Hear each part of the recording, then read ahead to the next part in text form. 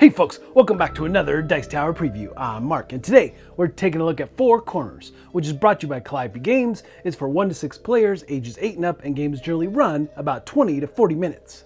Four Corners is a living puzzle. In this quick, fun, and captivating game, everyone has a different solution, but only the player who best manipulates the board and completes their puzzle will win. Four Corners comes in 2 themed editions, Kaleidoscope and Galaxy. You will start a game of Four Corners with secret goals. Every turn, you'll add, twist, rotate, or flip tiles to reach your goals. This is achieved on the unique patented Four Corners game board, which allows tiles to rotate and move without affecting neighboring tiles. You score a goal either by creating sequences of 4 identical images or by completing a full image from the corner of 4 tiles.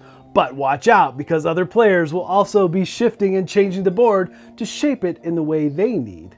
The first player to achieve 3 of their secret goals wins. So this preview is going to focus on the Four Corners Galaxy version of the game, where you're creating the universe, so to say. Now you have this tip pivot board, and you will assemble it. There are 4 quadrants basically. You'll connect it and place it in the middle, and then you'll take one of the puzzle pieces and place one of those out in the middle to start the game. Each player is going to get 3 of their goal cards. This is the pattern that you're trying to match out into the galaxy or universe. And each player will also get 3 of these puzzle pieces. And on the puzzle piece, you'll see in the middle is a galaxy. And in the 4 corners, they're calling the constellations. And again, you have multiple ways to do the patterns for these goal cards. And gameplay here is very straightforward. We're going to be focusing on the competitive version of the game, but there is a solo that's really neat, as well as team play. 4 or 6 players works really well, but a lot of the concepts here are going to work for all the different variations of the game. Now, on your turn, you have 3 actions you can perform, and you have to take one of these. So the main one that you'll probably do a lot of is pull one of the puzzle cards from your hand and place it out into this universe. Now, the thing here is that you have to do some matching. You're trying to achieve what your goal cards say, so you're placing these tiles in such a way to do that. Now, you can place cards either on the diagonal, you can place it next to different cards, other cards that are in play, top, bottom, left, right, whatever you see fit, as long as the galaxy in the middle matches the adjacent cards, or the constellation in the corner matches the adjacent cards. So you have some options here in creating the pattern that you see on your goal cards. And as you place your tile out into the universe, you can rotate it as you place it. So rotate it in the orientation that best works for what you need, and then you'll place it down and then draw a new tile. Now you also have the option to replace a tile that's out there, removing it, discarding it, and putting your tile into that location. Now, there's 2 special tiles to take note of. One is rotate, one is swap. Swap allows you to take and exchange any 2 tiles out on the board, and you get to do this action twice. You can't rotate it or change its orientation in any way. And then, of course, you have the rotate, which allows you to take any 1 tile and rotate it 180 degrees.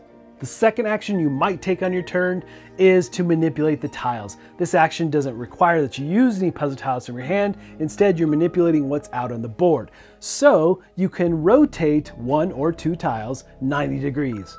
Or you could swap the position of 2 tiles. Again, you'll have to maintain its orientation when you do this. And in every instance of anything you do out on the board, you always have to match the galaxy and constellation. Keep those things in mind. And then finally, the last and third option available to you is to draw a new goal card. If you're just not happy with what's in your hand, you can discard one and draw up a new one.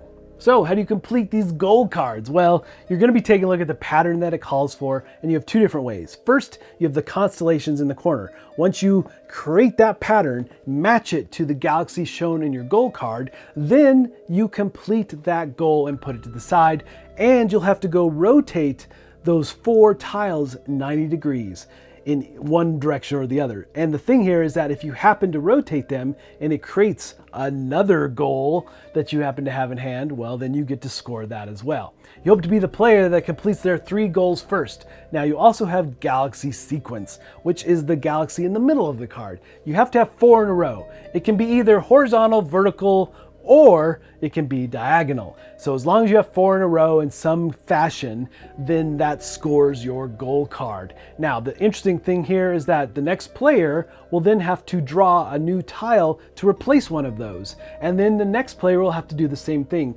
before they perform their standard actions. And again, it all comes down to being the first to complete your 3 goal cards to win the game. Alright folks, just a reminder once again, this has been a Dice Tower paid preview, and everything you've seen here has been in prototype form, so keep a close eye on the campaign for any changes that still may occur. Now, with that said, regardless if you have the Galaxy version or the Kaleidoscope version, they're all going to play the same. You just have different types of patterns and so forth. But for me, the go-to would be the Galaxy. I like this for sure.